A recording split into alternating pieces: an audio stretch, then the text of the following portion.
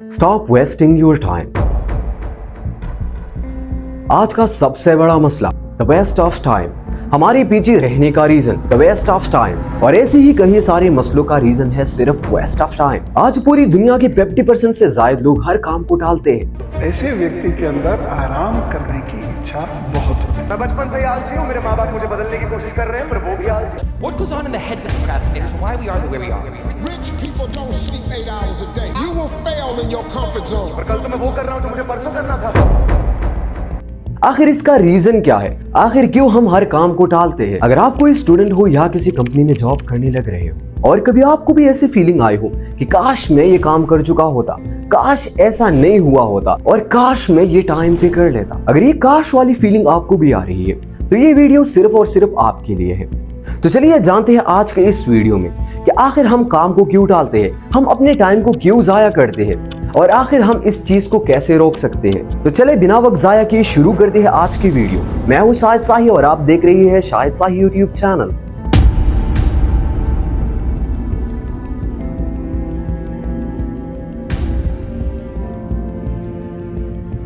पहले समझते हैं कि ये प्रोक्रास्टिनेशन यानी काम को टालना कब से चलता आ रहा है। कुछ इजिप्ट के सिंबल्स को जब ट्रांसलेट किया गया तो उसका मतलब आया कि कब तक काम को टालते रहोगे, जल्द ही अपना काम खत्म करो ताकि हम आराम से घर जा सके। उसके बाद कुछ ग्रीक वर्ड्स में भी काम टालने का जिक्र आया, और ये मशहूर कहावत तो आपने सुनी होगी, कल करे सो आज कर, आज करे सो अब कर। आइए आप समझते हैं कि हम किसी काम को क्यों टालते हैं। देखिए दोस्तों, हम हमेशा उसी काम को टालते हैं जिसमें कोई एफर्ट लगती हो, कोई मेंटल एफर्ट, फिजिकल एफर्ट या कोई इमोशनल एफर्ट लगती हो। हम कभी भी इंस्टाग्राम या फेसबुक पे चिल करने को नहीं टालते। हम कभी भी फनी वीडियोस देखना नहीं टालते कि चलो आज मैं ये फनी वीडियोस नहीं देखता, कल देख लूंगा, या आज मैं इंस्टाग्राम फेसबुक पे स्क्रॉल नहीं करता, मैं कल कर लूंगा या 1 घंटा बाद कर लूंगा।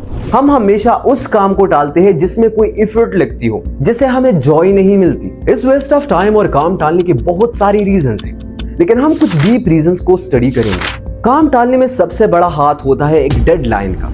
इमेजिन करिए आप कोई स्टूडेंट है और आपके एग्जाम आने में 1 महीना है, तो आज आपके पास एक डेडलाइन है जो कि 1 महीना बाद का है। आप बुक उठाते हो और सोचते हो कि चलो 1 महीना है, मैं कल स्टडी कर लूंगा, और ऐसा कल करते करते वो कल कभी आता ही नहीं। इसी तरह अगर आप किसी कंपनी में जॉब कर रहे हो और आपको कोई प्रोजेक्ट दिया जाता है जिसमें कोई डेडलाइन हो, 1 हफ्ते की, 2 हफ्ते की या 3 हफ्ते की, तो आप सोचते हो कि आज नहीं कल कर लूंगा, अभी तो बहुत टाइम है। और ये बहुत टाइम होने की वजह से हम उस डेडलाइन के इंतहाई करीब आ जाते हैं, और फिर हम दिलो जान से काम करने लग जाते हैं, इंतहाई इंटरेस्ट के साथ और एफर्ट के साथ काम करने लग जाते हैं। लेकिन कुछ घंटे, कुछ मिनट या कुछ लम्हे काम करने के बाद हमें रियलाइज हो जाता है कि अब तो बहुत देर हो चुकी है। इसके अलावा भी टाइम वेस्ट करने की बहुत सारी रीजंस हैं, जैसे कि किसी काम के कम चांसेस होना। इमेजिन करो आप किसी स्कूल, कॉलेज या यूनिवर्सिटी के स्टूडेंट हो और आपको बताया जाता है कि जो इस साल टॉप करेगा उसको 1 लाख रुपीस का इनाम मिलेगा।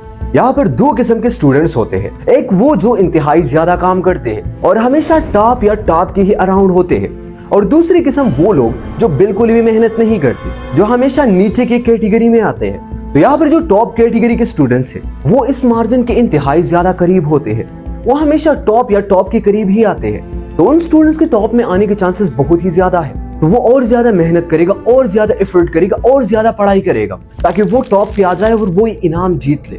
लेकिन दूसरी तरफ अगर हम नीचे कैटेगरी के स्टूडेंट्स की बात करें तो वो सोचेगा क्लास में और भी बहुत सारे बच्चे हैं, मैं तो बिल्कुल नहीं आ सकता, और ये टॉप में आना मेरा काम ही नहीं है, और इसी तरह वो टाइम वेस्ट कर देता है। हालांकि ऐसा बिल्कुल नहीं है, अगर वो मेहनत करता तो वो भी टॉप पे आ सकता था, लेकिन उसको लगा कि इस चीज के चांसेस बहुत ज्यादा कम है, तो उसने कभी कोशिश ही नहीं की।